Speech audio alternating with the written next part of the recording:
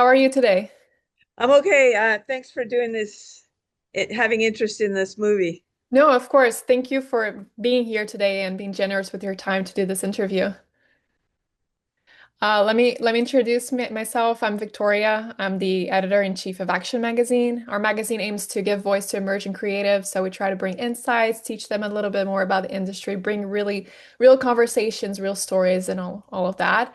First of all, congratulations on your documentary. I watched it recently and it was very difficult to watch. Like it's a very difficult topic that I wasn't very familiar with, and just watching everything and learning about everything was really difficult. It was tough to not get emotional. I have a dog and I love cats too, so I understand um, all of the message behind the documentary, and it was really hard to see that people do that to cats.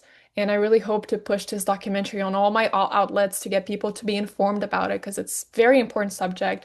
So congratulations to you and the whole team behind it. Very, Thank you. very great documentary. I wanted to start asking you to introduce yourself a little bit, talk a little bit about your story and how you got involved with this doc and what this doc is all about. So my name is Jennifer Conrad. I'm a veterinarian, and when I was a young veterinarian, I saw all these big cats who were declawed, and they were suffering from it so profoundly suffering from a surgery that veterinarians did to them. That's totally it has no purpose except for to make people feel safer around a big cat, but they're actually not safer around a big cat because when you rob an animal of the claws, they have to use their teeth. So I thought I should do something to try and alleviate how much suffering these big cats were in. And I went to veterinary surgeons and asked them how would they try and salvage the paws of these animals. And that's how it all started. And then I realized that there was no way I was going to get ahead of it all, meaning that if we didn't stop people from declawing, there was no way we were going to be able to keep salvaging all the paws that were um, suffering from declawing. So we decided to do legislation. Hmm. And the documentary came about because when you have such a story to tell, it's hard to have it be told by reporters Yeah. because they can't they can't really fathom the whole tale. And they also have a problem in that they feel like they have to have this fair and balanced um, perspective, and but it's not. There's no other side to it. It's animal cruelty, and there's no other side to it. So we wanted to make sure that people saw that we weren't preaching, but we were just giving the real facts, all of them. And that's how the documentary started. But it's such a tough subject that when Samantha Bee Full Frontal, that TV show got canceled, that team who is used to making comedy out of serious subjects, or at least make them palatable because they're fun to watch, they talked to me about doing the subject of declawing, and that's where it started. Awesome. Before we dive deeper into the documentary, I wanted to ask you, you work as well on checking animals that are going to appear in productions, film productions, TV. Can you tell us a little bit about how that process works and why having someone like you on set is important for animals? Well, I am a veterinarian, and I am an animal advocate.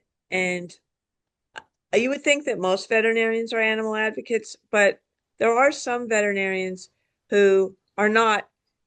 They like the idea of veterinary medicine because the responsibility is not as high as, let's say, a human doctor because animals are property. And but I don't see it that way. I see them, I mean, my business is called Vet to the Real Stars because I see the animals as the real stars. And I like to be there on set to advocate for them. Most of the cats and dogs in the movies are actually from the shelter. And so when you pull them out to have them do their acting role, they become infinitely more adoptable because people like that sort of provenance of like, oh, this cat was in the movie, or whatever, and so they become more adoptable. So I see it as a win-win for the animals and for the fact that shelter animals deserve a second chance. And that's why I do that. Yeah, that's all amazing. You've been part of this fight against declawing for many, many years. Have you seen any real progress, and do you hope that this documentary will help people understand a bit more about this issue? I have seen real progress. We've now made it illegal to declaw in the state of New York, Maryland, Massachusetts, Rhode Island. It looks like we're going to win in California this year, and then we're starting again on other states. But I think that the documentary is going to provide irrefutable evidence that the only reason that the veterinary medical associations, the VMAs, are fighting to keep declawing legal is money. It's not because it saves cat lives, it's not because it saves human lives, it's not there's some way to do it that's painless. It's all about money. And when people realize that the vet that they are taking their cat to is willing to do such an egregious surgery of cutting off the animal's toes, that's what declawing really is, um, for money, then they're going to say, I don't want to go to a vet who would do that. I want to go to a vet who's humane. Exactly, yeah, and it's very obvious in the documentary, the whole money part behind it. And it's sad how veterinarians should care for the animal, but on the other hand, they care all for the money, which is a great message to bring in this doc. And I think a lot of people will have their eyes open after they watch it. How did your work with director Todd and the team help translate this important cause, the serious cause, into a compelling story, into a cinematic story? How did you manage that?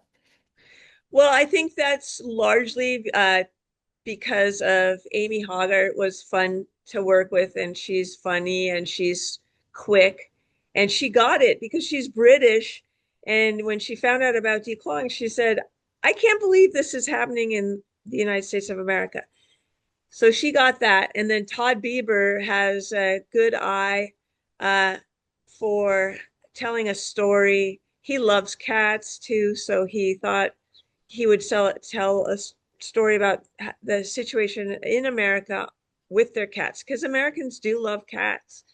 And then uh, Nona Katasanu, who was the cinematographer, she really loves cats too, and she got some nice compelling footage so that it becomes easier to watch because you're watching the cats on screen, but that you're getting the story, and it's not gruesome, it's just the facts.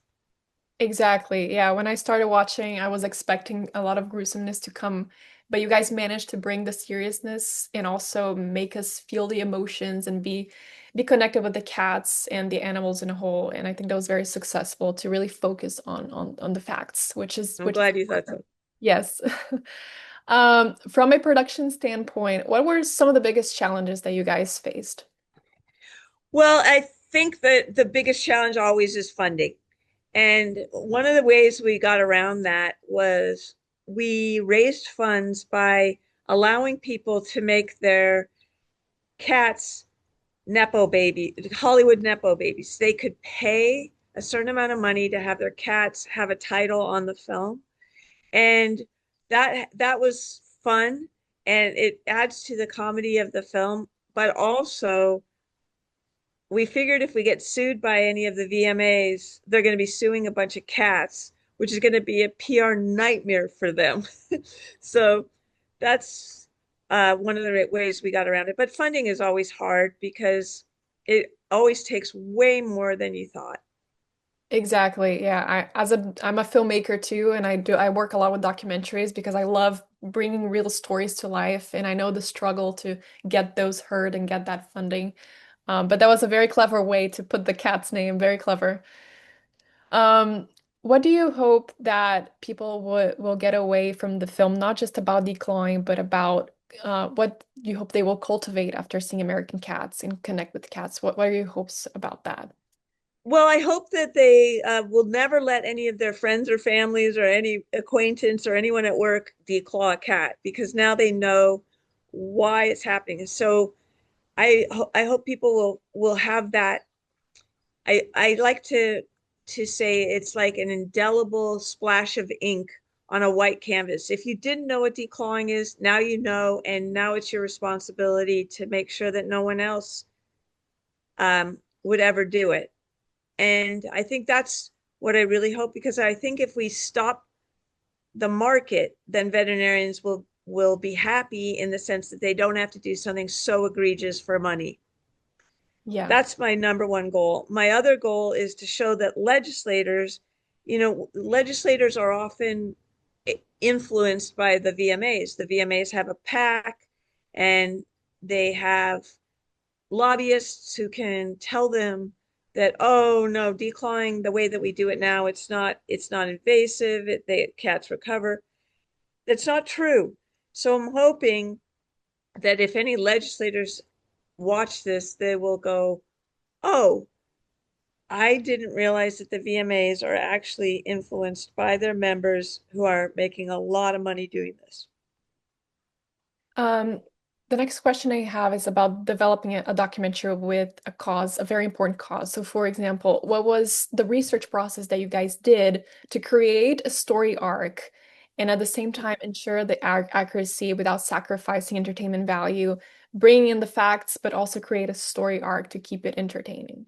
How was that process? Well, I think that it was a discovery journey. It was a journey for Amy Hoggart. She didn't really know anything about declawing. She's British. She loves cats. She didn't know, and so we started it out. Well, Todd Bieber did this. He started it out with, here's the situation with cats. We have cats who are homeless and are in the process of getting trap neuter returned so that there aren't more of them. And then we have cats like Nala, who is a princess, and it's all the same continuum of cats in America. And so he sent Amy on a journey to find out about the all the things cat in America, and declawing became a focus because it's hard to believe that this is happening to 22% of American cats when it's so awful. Yeah, it's very hard to believe. I'm still digesting everything that I saw in the documentary and how is this possible? I'm in shock. I was talking to everybody I know about this. It is just incredible to think that this exists and it's legal. Um, what is your biggest piece of advice to young creatives who want to use film as a tool for social change and to bring awareness to causes? Well, what I wanted to say about American cats is that we had independent fact checkers because we never wanted to say something that was wrong. Because once you say one little thing that's wrong, then everything else, it casts a shadow on everything else. So we had independent fact checkers, which is really important because we didn't want anyone to be able to refute the arguments, refute what we were saying. So I think as a storyteller, it's tempting to go into fiction because it's easier to go into fiction because it can be 100% the way that you want to portray it. But we didn't want to do that. We wanted to be absolutely reliable, have the facts irrefutable, and that is an essential part of a documentary, because if you lie to people and they find out that you lied to them, then everything that they learned goes out the window. And then why waste their time? Why waste your time? Exactly. That's very important. If someone finishes watching the doc and wants to help right away or get involved, what's the simplest thing they can do? Well, so there are multiple things. One of them is they can go to www.pawproject.org. That's PAWPROJECT.org. And they can join our mailing list. We don't send out random mailings. We just tell you what's going on in your state. So if you want to help. But that's one thing. I really recommend that. But then also you can call up your veterinarians and say, hey, do you declaw?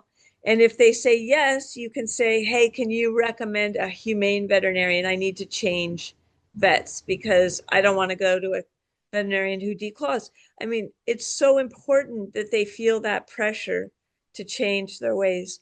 You can also be sure to tell people at work or at church or at on social media or whatever what declawing is, because maybe you'll prevent a cat from suffering from declawing by doing that, because somebody will go, I didn't know that, because it's called declawing. Because if we called it deknuckling, which is really what it is, nobody's going to do it. So if you keep telling people, hey, declawing should really be called deknuckling because you're chopping off your cat's toe bones, then people might, go, they might go, oh, wow, I didn't realize. I would never do that to my cat. I would never cause my cat a lifetime of pain. But that is what you're going to do if you declaw. So those sort of things are really helpful. You can donate to the Paw Project. You can recommend the movie, give it 5 stars. It's streaming. Give it 5 stars and recommend it to your friends. All these things, they're not a big effort, but if we can get the word out, it protects cats. Exactly. Is there any social media that people should follow or any way to be involved with the doc's progress or your work or anything like that? Well, the social media is American Cats. The It's American Cats movie, um, and you can find, you'll know it by Nala's little face on there. Um, Follow that. Follow Paw Project on wherever you follow things, and but spread the word. That's the most important thing, is take the time, even in your own post, take a picture of your own cat and say, hey, I watched this movie, American Cats, the Good, the Bad, and the Cuddly, and I found out that declawing is should be called deknuckling. And if you care about cats, spread this word. Exactly. Is there anything else you would like to share about the doc or to people that are going to watch it? Well, what I wanted to say is, for many, many years, I've been doing this for a long time. For many years, there were people who said, oh, I didn't think by myself I could do anything to help. And so I didn't do anything. And I can say now is, look at, we are a coalition of veterinarians who are saying this is wrong. Join us, because the more numbers we have, the more legislators take us seriously, and the more likely we can pass a ban. So if the very least you should do is join us and just follow us, or get on our mailing list, which is just emails whenever someone's doing something in your state. Um, Join us. That helps the most. Perfect. I will write a feature on the magazine. I will spread this on social media. I will do anything that I can from my side to pass this Thank you. on and to share because I love animals. I can't see them suffer. They're more important for me than anything in the whole world. So I connected a lot with your documentary and your work. Congratulations. And I will Oh, do thank you. everything Thank in you. my power to really pass on that message and to get more people to see it and to be interested and to be involved. Yeah, and the one thing I want to say is that of all the issues that we deal with animals, this is one we really can stop. We Yes, can make exactly. this happen if we just focus on it. Just join us, be part of the movement. When we ask you to write your legislators, write your legislators. Or call them if you want to, whatever it is, let them know that this is important. That's all we ask. Exactly. Exactly. Thank you so much for today, for being here for this interview, and for bringing us this amazing project and to teach us about this cause that many of us are not aware of. I wasn't aware of the whole details behind it, and now that I am, and a lot of people will be in the future, I think you're going to have a lot of supporters out there because how can you not have? It's a very important issue. So Thank you. congratulations once again, and thank you so much for taking your time today with me. And I really hope to see more of your work out there. Yeah, thank you so much for having me on. It was fun to talk to you. Thank you. Have a wonderful day.